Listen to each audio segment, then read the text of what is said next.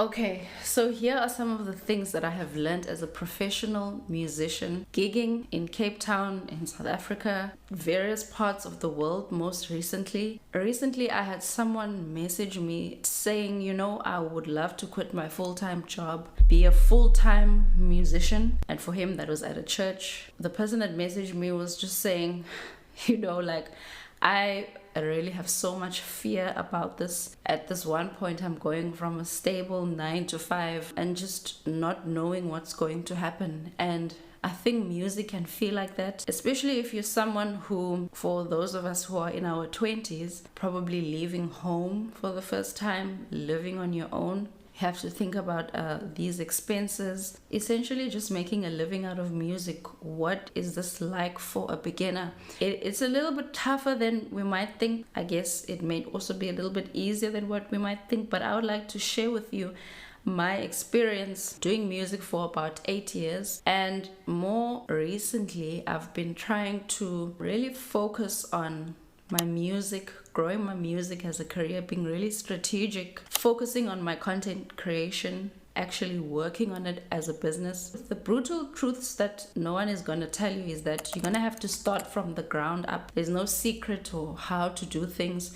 You are on your own. No one cares. No one is going to tell you how to book a gig. No one is going to call you if they don't know who you are. Furthermore, no one is going to check up whether you're practicing. No one is going to tell you the importance of networking. In fact, people that are within a certain network that kind of do, the same gigs with each other, they kind of always keep the gigs amongst themselves. And it's kind of like you have to network and know these people in order to get called, to be known. And no one is going to congratulate you for all the little successes that you have.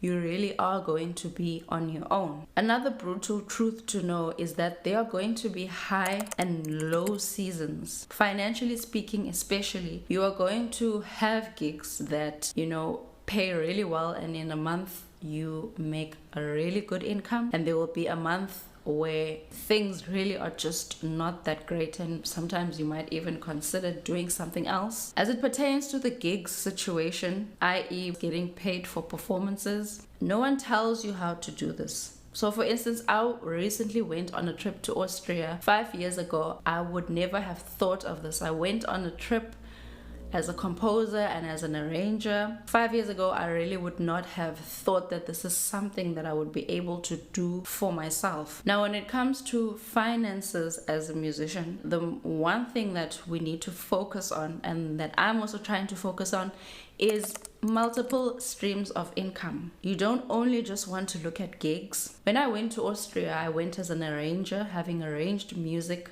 I also went as a composer, because I was asked to do a commissioned work for some concerts last year in 2022. And here's another thing that also came in: networking. Because they already knew me, they asked me to arrange some South African church hymns. Get into the rhythm of the piece. Yeah, okay.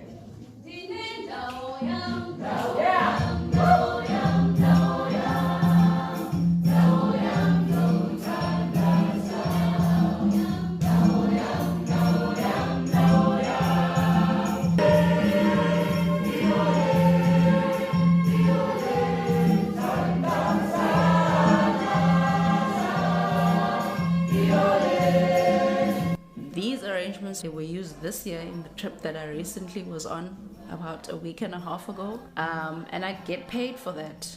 Same with the composition, I get paid for the composition. For me, YouTube and Google AdSense is also another form of income. I also recently launched my website where people can book online lessons. This brings me to my next point. No one is going to tell you that online presence is really, really important, especially if you're not doing a 9 to 5 job, i.e. music teaching. If you're looking to do music full-time as a performer, as an arranger, as an artist who's releasing music, for instance, just as an artist who's looking to build and boost their career, online presence is going to be really important. How I got this trip to Austria was the person who had invited me to this event found me on YouTube. After seeing me on YouTube, saw that I had music, and because he was really into the South African sound, liked my music and asked me to compose a piece for some gigs that were going to happen in 2022, which was last year. And then again, I got invited in 2023. Important is the downbeats.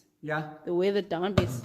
So it's absentee, absentee, absentee when I, absentee when I, absentee, absentee. Yeah. No. Absentee. Where's the one on this beat?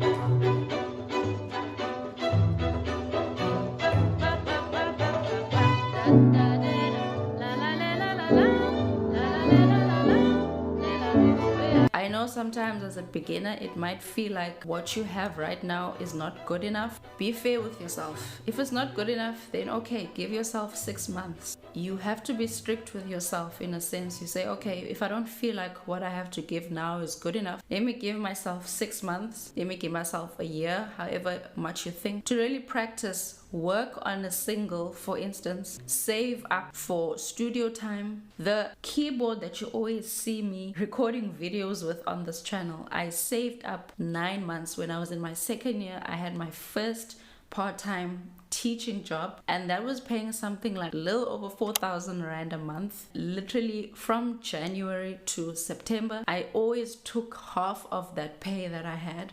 I went to Paul Buthner and I did kind of like a layaway. By the time it was September, I actually took the keyboard out on my birthday, the 15th of September, because I was so tired of asking people for keyboards whenever I had gigs, and I knew that I had to get myself a keyboard, especially as someone who was starting out. You know, I didn't have any money. I was in my second year of studies. So if this really means something to you, give yourself time to get better if that's what you need to do. If you really feel like you're at a point where you can start recording something, record something. It doesn't even have to be YouTube. If you don't want to make videos like this, make your Instagram look better. The point is that you want to be seen. Another thing with music releases is that it actually gives you free publicity, because actually, especially in South Africa, it's already quite a small industry and there's actually not a lot of people doing it. What I've found with writers, just media in general, they tend to be quite fond of people who are contributing to the South African jazz scene. I can't speak for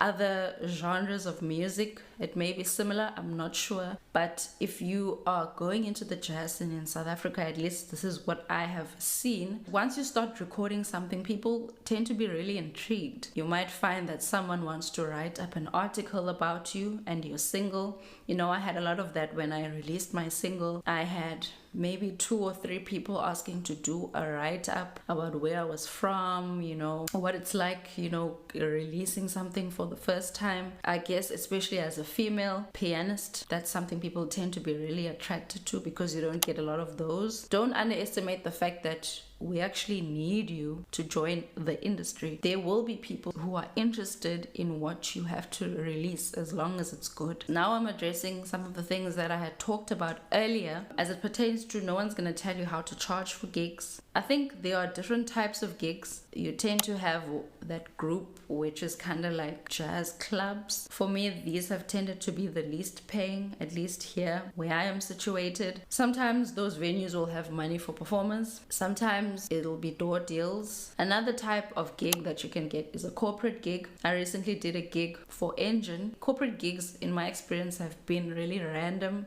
Corporate gigs tend to be a lot higher paying. It's also good to know if someone is asking you to play a corporate gig, you know you can boost the money up a little bit. If it's a jazz club, probably know to expect a little bit less. Speaking now a little bit in the position that I am in, you have to also get to a point where you don't just take everything that you are given. You kind of have to be strategic. You have to say, is this gig gonna help me progress my career? Is it making making financial sense. If someone is offering you like 750 rands, for example, for a gig, and you have to pay for petrol to and from the rehearsal venue and then to and from the gig, to me that's already out. I'm not doing that gig.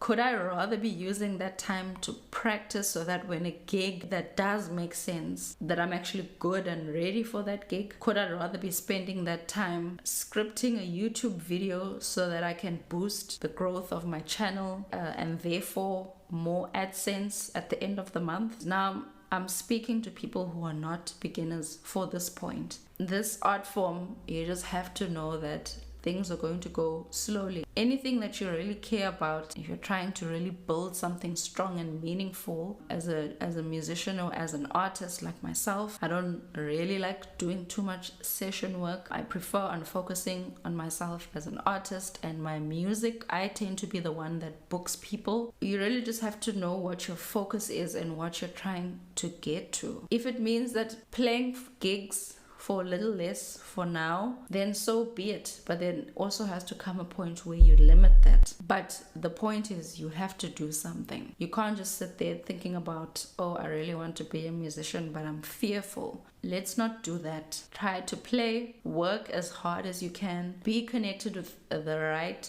people. Online presence is very, very important because this is where people will find you. And yeah, that is pretty much what I have for you today. Taking risks, knowing people to keep doing, keep playing, and out of nowhere, sometimes some really amazing opportunity will come and you will see things will start to get better. Some things that I probably didn't even talk about are things like sync deals, music for movies or ads, or even scoring for movies. I know some people do that and I know those pay incredibly more. That's not something that I've done yet.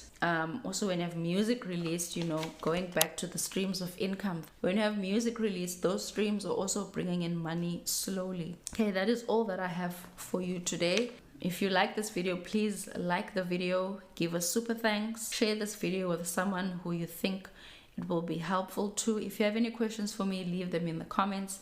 Any video requests, leave them in the comments. Remember, I'm still open for bookings. If you would like to have a one-on-one online lesson with me, you can book. The link I will pin in the comments and I'll also put in my bio. For the people who are still on my Patreon and supporting me on my Patreon, thank you so much for your support. And for those of you who continuously watch my videos, thank you so much. It's really helpful. And I'll see you again in the next video. Bye.